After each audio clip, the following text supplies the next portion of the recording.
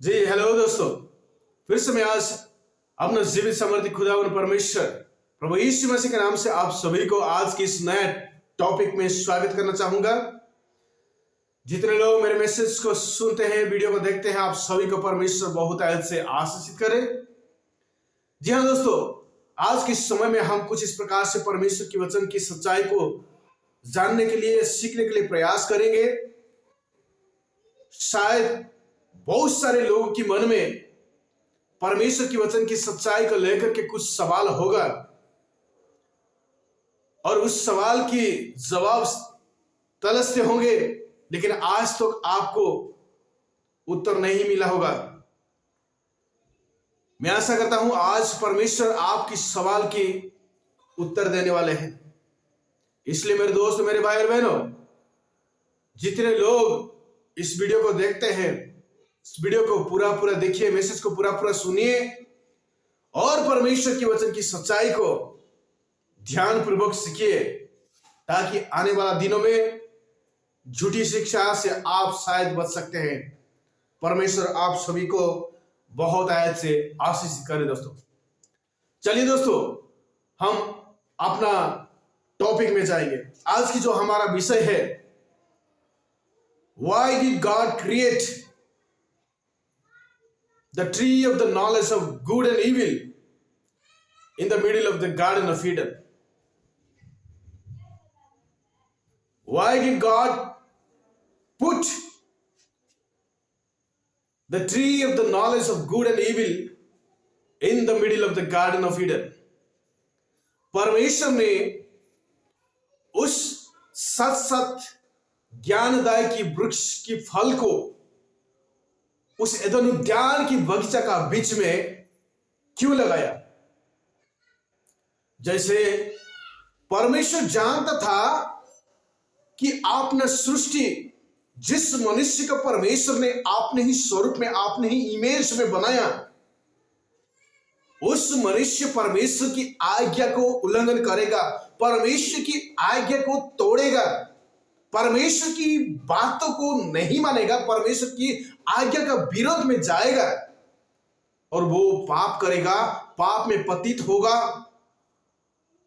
और हमेशा के लिए मनुष्य, जिस मनुष्य की परमेश्वर अपने स्वरूप में बनाया है, उस मनुष्य हमेशा के लिए परमेश्वर से दूर हो जाएगा।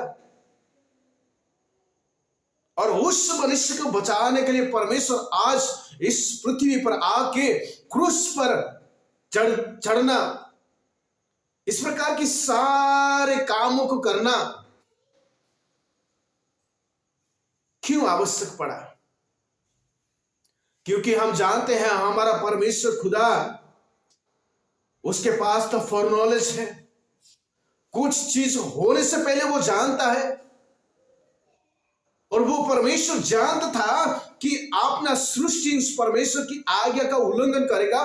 फिर परमेश्वर उस एदन उद्यान की बगीचा का बीच में उस सत ज्ञानदायक की वृक्ष की फल को क्यों लगाया? चलिए, अगर परमेश्वर सत ज्ञानदायक की फल को लगा भी दिया, फिर उस मनुष्य को परमेश्वर पापी घोषित क्यों किया? क्योंकि परमेश्वर तो जानता था और जानबूझ करके उस वृक्ष के फल को उस एदन उद्यान का बगीचा का बीच में रखा, और उस मनुष्य परमेश्वर की आज्ञा का उल्लंघन करते हुए उस वृक्ष का फल को खाया। फिर पाप में पतित क्यों हुआ? क्योंकि परमेश्वर जानता था उस मनुष्य को पापी घोषित परमेश्वर क्यों किया? इस प्रकार की प्रश्नवाचक चिन्ह आपकी दिलो दिमाग में कभी कभी आता होगा दोस्तों। और जब इस प्रकार की प्रश्नवाचक चिन्ह हमारे दिलो दिमाग में आता है, और बहुत सारे लोग दोस्तों इस प्रश्न को भी पूछते हैं, हम सुनते आ रहे हैं, और इस सारे प्रश्न सुनते हैं, तो हम कभी कभी दोस्तों परमेश्वर की एडवाइजर बन जाते हैं। जिस परमेश्वर, जिस खुदा ने इस ब्रह्मांड को रचा है, इस पृथ्वी को बनाया है, और इस पृथ्वी में जितने चीज आज पाए जाते हैं, इस सारे की सारे चीज को परमेश्वर ने बनाया है और उस परमेश्वर का एडवाइजर हम कभी कभी बन जाते हैं। काश परमेश्वर उस वृक्ष का फल को उस एदन उद्यान की बगीचा में नहीं लगाया होता तो हम मनुष्य आज हजारों सालों बच सकते थे। हम हजारों साल इस धरती पर रहते हुए हम अपना जिंदगी को अच्छे तरीके से गुजार सकते हैं। हमें कोई दुख नहीं आ सकता था, हमें कोई तकलीफ नहीं आ सकता था। हम अच्छा इंसान बन करके हम जो इच्छा आज हमारा दिलो दिमाग में है इस संसार में पूरी करने का, उस सारे चीज हम अच्छे तरीके से भले मानते पूरा कर सकते थे। ऐसा परमेश्वर क्यों किया? इस प्रकार हम उस सृष्टिकर्ता परमेश्वर की एडवाइजर बन जाते हैं मेरे दोस्त, मेरे भाई और बहन। लेकिन आज मैं आप लोगों को इस प्रश्न की जवाब को कुछ दो तरीका से आप लोगों को समझाने के लिए प्रयास करूंगा कि परमेश्वर उस सत ज्ञानदायक की फल को उस एदन उद्यान की बगीचा का बीच में परमेश्वर ने क्यों लगाया? Why did God put the tree of the knowledge of good and evil in the middle of the garden of Eden? इस सच्चाई को दोस्तों मैं आप लोगों को दो तरीका से समझाने के लिए प्रयास करूंगा। आप ध्यानपूर्वक इस मैसेज को सुनिएगा। सबसे पहला बात, अगर हम उत्पत्ति की किताब उसकी दूसरा अध्याय, उत्पत्ति की किताब उसकी दूसरा अध्याय 9वीं पद को पढ़ेंगे दोस्तों। उत्पत्ति की किताब उसकी दूसरा अध्याय 9वीं पद को पढ़ेंगे तो यहां पर इस प्रकार से लिखा गया है, the Lord God made all kinds of trees grow out of the garden, trees that were pleasing to the eyes and good for food. In the middle of the garden were the trees of life and the trees of knowledge of good and evil. देखिए मेरे दोस्त, मेरे भाई बहनों, परमेश्वर ने जब उस एदन उद्यान की बगीचा में जो वृक्ष लगाया, वहां पर परमेश्वर ने एक ही वृक्ष नहीं लगाया, परमेश्वर ने दो वृक्ष को लगाया है। एक तो ट्रीज ऑफ लाइफ और दूसरा the tree of knowledge of good and evil. पहला ट्री ऑफ लाइफ, दूसरा tree of knowledge of good and evil. जब आदम और ईव इस वृक्ष का फल को खाएंगे तो उनका जिंदगी में कुछ परिवर्तन आने वाला है दोस्तों। वो लोग इस वृक्ष का फल को खाने के बाद हमेशा के लिए पापी घोषित होने का सामर्थ इस वृक्ष के पास है। अगर ये लोग परमेश्वर की बातों को मानते हुए उस जीवनदायक के वृक्ष की फल को खाए होते तो वो लोग हमेशा के लिए अनंत जीवन की भागीदारी बन सकते थे दोस्तों। हर एक मनुष्य अनंत जीवन की भागीदारी बन सकते थे, लेकिन अनफॉर्चुनेटली ऐसा नहीं हुआ दोस्तों। ये लोग परमेश्वर की आज्ञा को उल्लंघन करते हुए जिस वृक्ष का फल को परमेश्वर नहीं खाने के लिए कहा था उस वृक्ष का फल को खाया। अभी जो सवाल यही है दोस्तों कि परमेश्वर उस वृक्ष का फल को क्यों लगाया। हमको पढ़ने के लिए मिलता है कि वो वृक्ष देखने के लिए या चाहने के लिए मन भावुक है। परमेश्वर का वचन में लिखा गया है, परमेश्वर ने जिस ट्री को, जिस वृक्ष का एदन उद्यान का बगीचा के बीच में लगाया है, उस वृक्ष देखने के लिए या चाहने के लिए मन भावुक है। इसका मतलब वो ट्री इतना सुंदर है दोस्तों। परमेश्वर ने उस वृक्ष को इतना अच्छे तरीके से बनाया है। शायद मैं तो समझता हूं दोस्तों, उस वृक्ष के जैसा उस एदन उद्यान में और कोई वृक्ष नहीं था शायद। क्योंकि किसी भी ट्री को, किसी भी पेड़ को देखने से उस एदन उद्यान का बगीचा में बहुत सारे पेड़ पौधे हैं, लेकिन किसी भी पेड़ पौधे को इस प्रकार वर्णन नहीं किया गया है कि वो पेड़ देखने के लिए मन भावुक है या चाहने के लिए मन भावुक है, जो आइस के लिए प्लेसेबल है। लेकिन जिस वृक्ष का बारे में परमेश्वर का वचन वर्णन करती है, उस वृक्ष हमारा आइस के लिए प्लेसेबल है। इसका मतलब उस वृक्ष के जैसा और कोई वृक्ष नहीं है।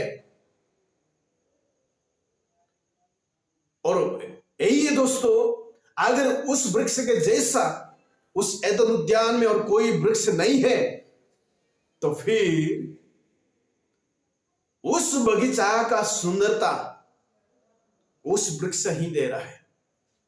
परमेश्वर ने उस सत ज्ञानदायक के वृक्ष के इसलिए लगाया ताकि उस एदन उद्यान की बगीचा चमक जाए, उस एदन उद्यान की सुंदरता अपीयर हो सके।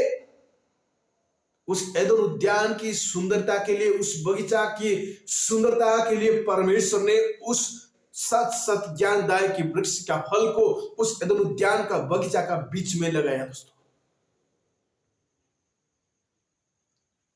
वो पेड़ अपने आप में कोई डेंजरस पेड़ नहीं था दोस्तों।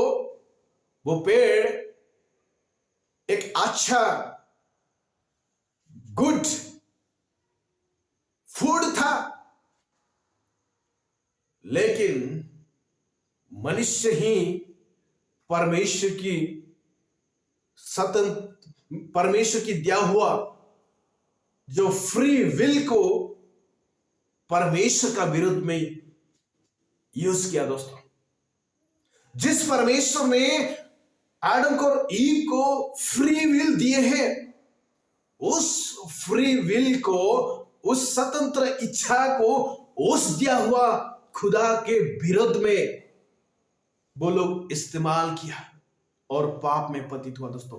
वो ट्री के पास अपने आप में कोई सामर्थ्य नहीं था दोस्तों, लेकिन ये लोग परमेश्वर की आज्ञा को उल्लंघन किया, इसलिए वो लोग पापी घोषित हुए। इस चीज को मैं थोड़ा सा विस्तार में आप लोगों को एक उदाहरण देकर के समझाने के लिए प्रयास करूंगा दोस्तों। आजकल हर एक गांव में इलेक्ट्रिसिटी पावर पहुंच रहा है दोस्तों। हम लोग सभी इलेक्ट्रिसिटी पावर का एक्सपीरियंस कर रहे हैं, चाहे गांव वाले हो चाहे सिटी में रहने वाले लोग, सभी आज इलेक्ट्रिसिटी को एक्सपीरियंस कर रहे हैं। और उस इलेक्ट्रिसिटी एक साधारण सा चीज नहीं है दोस्तों, वो बहुत खतरनाक है, बहुत पावरफुल है। ऐसे खतरनाक पावरफुल चीजों को भी आज हर एक गांव में आवश्यकता होती है। हम जानते हैं जहां पर ट्रांसफॉर्मेशन मशीन बसाया जाता है, वहां पर एक बोर्ड लिखा हुआ होता है कि ये तो डेंजरस है। और ऐसा डेंजरस चीज को, ऐसा डेंजरस जो चीज है दोस्तों, उस डेंजरस चीज को हम हर एक गांव में पहुंचाते हैं। क्यों? क्योंकि ये जितना ही डेंजरस है, इतना ही लोगों के लिए सुविधाजनक है। अगर 5 मिनट के लिए पावर कट होगा तो हमें कंप्लेन है, ऐसा क्यों कर दिया, ऐसा क्यों वो लोग पावर कट करते हैं। अरे करंट चला गया, लाइट नहीं है, हम कंप्लेन कर जाते हैं। हम मनुष्य एक्चुअली वास्तविक में दोगलापन मनुष्य है दोस्तों। जो खतरनाक चीज हम जानते हैं, उस खतरनाक चीज को हर एक गांव में हम पहुंचाने के लिए प्रयास करते हैं। हम उसमें बोर्ड भी लगा देते हैं कि ये तो खतरनाक डेंजरस चीज है, और उस चीज को जानबूझ करके हर गांव में फैलाते हैं, और गांव में गली गली में लेकर के जाते हैं, और हम उसकी सुंदरता की अनुभव करते हैं, इस्तेमाल करते हैं। लेकिन जब परमेश्वर ने इस एदन उद्यान का बगीचा के बीच में इस सत ज्ञानदायक की वृक्ष का फल को, उस एदन उद्यान की बगीचा को चमकाने के लिए, उसका सुंदरता को बचाए रखने के लिए परमेश्वर ने बनाया। और जब आदम और ईव उस वृक्ष का फल को खाया तो हमें कंप्लेन है, परमेश्वर ने ऐसा क्यों कर दिया, परमेश्वर ने इस वृक्ष को क्यों लगाया, अगर नहीं लगाया होता तो अच्छा होता। ये मेरा दोष नहीं है, परमेश्वर का दोष है। हम उस परमेश्वर का ऊपर ही सारे के सारे ब्लेम कर जाते हैं दोस्तों।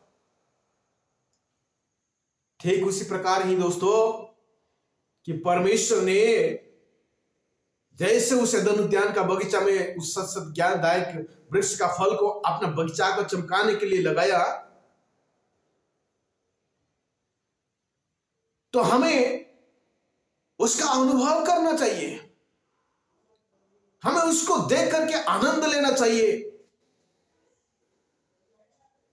ना कि हम उस वृक्ष का फल को परमेश्वर की आज्ञा को उल्लंघन करते हुए उस वृक्ष का फल को खाना चाहिए।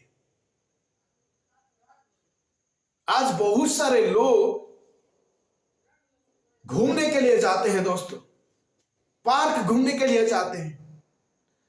अगर उस पार्क में पेड़ पौधे, उस पार्क की सुंदरता नहीं है तो लोगों को कंप्लेन है, अरे यार इस पार्क में कुछ नहीं है, इस पार्क की सुंदरता कुछ नहीं है, इस पार्क में जाना ही नहीं चाहिए, हमें कंप्लेन है। अगर पार्क की सुंदरता नहीं है तो हमें कंप्लेन है। अगर उस पार्क में अच्छे अच्छे पेड़ पौधे अच्छे से सजाए हैं तो हम उसका मजा लेते हैं, उसका आनंद लेते हैं। तो फिर परमेश्वर का सृष्टि का बारे में आपको कंप्लेन क्यों है भाई? आप क्यों कंप्लेन करते हैं? परमेश्वर तो उस वृक्ष को अपना बगीचा का सुंदरता के लिए बनाया था। आदम और ईव को एक्चुअली इनफैक्ट वो लोग उस बगीचा का आनंद लेना चाहिए था, उस वृक्ष को देख करके आनंद लेना चाहिए था, लेकिन आदम और ईव उस वृक्ष का मिसयूज किया दोस्तों। इसलिए परमेश्वर उन लोगों को पापी घोषित किया। अब बहुत सारे जगह में इस प्रकार की नोटिस देखा होगा दोस्तों, नो पार्किंग एरिया। अगर उस नो पार्किंग एरिया में घुस जाओगे तो आपकी हालत क्या होगा? जो लोग अपना जिंदगी में अनुभव किए हैं वही लोग ही जानते हैं दोस्तों, वही लोग ही इस चीज को एक्सप्लेन कर सकते हैं कि उसका जिंदगी का हालत क्या है। ठीक उसी प्रकार मेरे दोस्त, मेरे भाई और बहनों, परमेश्वर ने उस वृक्ष को नहीं खाने के लिए मना किया था। अगर वो लोग खाए हैं तो उसका सजा भगना ही पड़ेगा ना। तो फिर वो लोग कैसे वंचित हो सकते हैं? मेरे दोस्त, मेरे भाई और बहनों, परमेश्वर ने आपको फ्री विल दिया है ताकि आप एक अच्छा इंसान बन करके रह सके, एक अच्छा परमेश्वर की सृष्टि बन करके रह सके, ना कि उस फ्री विल को मिसयूज करते हुए उस परमेश्वर का विरोध में खड़ा हो सके। इसलिए नहीं, आपको परमेश्वर ने आपने ही इमेज में बनाया है ताकि मनुष्य एक स्वतंत्र इच्छा के साथ अपना जिंदगी को गुजार सके, ना कि परमेश्वर का हाथ में एक पप्पड़ बन के रह सके। इसलिए तो मेरे दोस्त, मेरे भाई और बहनों, जब हम सलमान का जिंदगी को देखते हैं, जब सलमान को राजा घोषित किया, तो अपने आप को वो हम्बल व्यक्ति बन करके परमेश्वर के सामने घुटने के सता करके परमेश्वर से दुआ प्रार्थना किया, हे मेरे लॉर्ड, ओ माय गॉड, तुमने मुझे एक राज्यभार दिए हैं, लेकिन मैं जानता हूं कि मैं एक बच्चा है, मेरे पास कोई अनुभव नहीं है इतने सारे लोगों को शासन करना, इसलिए मुझे बुद्धि चाहिए, मुझे ज्ञान चाहिए, ताकि मैं एक अच्छा इंसान बनकर अच्छा शासनकर्ता बन सकूं। तो परमेश्वर ने सलमान को खुश होकर के कहा कि तुमने एक लॉन्ग लाइफ के बारे में नहीं सोचा, ना कि इस संसार की धोनी होने का या वेल्थ का बारे में कभी नहीं सोचा, ना कि आपकी शत्रु का मृत्यु के बारे में आपने नहीं सोचा। इसलिए परमेश्वर ने उसको बहुत आज से भरपूर मात्रा से ज्ञान और बुद्धि के साथ सलमान को परमेश्वर ने आशीषित किया। इसका मतलब यही है दोस्तों, सलमान ने परमेश्वर की ओर दृष्टि लगा करके जीवन की ओर आगे दौड़ चला, लेकिन आदम और ईव का जिंदगी में परमेश्वर से मुड़ करके वो लोग मृत्यु की ओर अपना ध्यान केंद्रित करते हुए मृत्यु की ओर दौड़ चल दिए। मेरे दोस्त, मेरे भाई और बहनों, आपको और मुझे परमेश्वर ने स्वतंत्र इच्छा शक्ति दिए हैं, फ्री विल दिए हैं। उस फ्री विल को हम परमेश्वर की महिमा के लिए यूज करना चाहिए, ना कि उस दिया हुआ खुदा के विरुद्ध में उसको इस्तेमाल करना चाहिए। जी मेरे दोस्त, मेरे भाई और बहनों, मैं आशा करता हूं शायद आपको कुछ नया चीज इस छोटी सी मैसेज से सुनने के लिए मिला होगा। अगर मिला है तो परमेश्वर आप सभी को बहुत अच्छे आशीषित करे। God bless you. Thank you.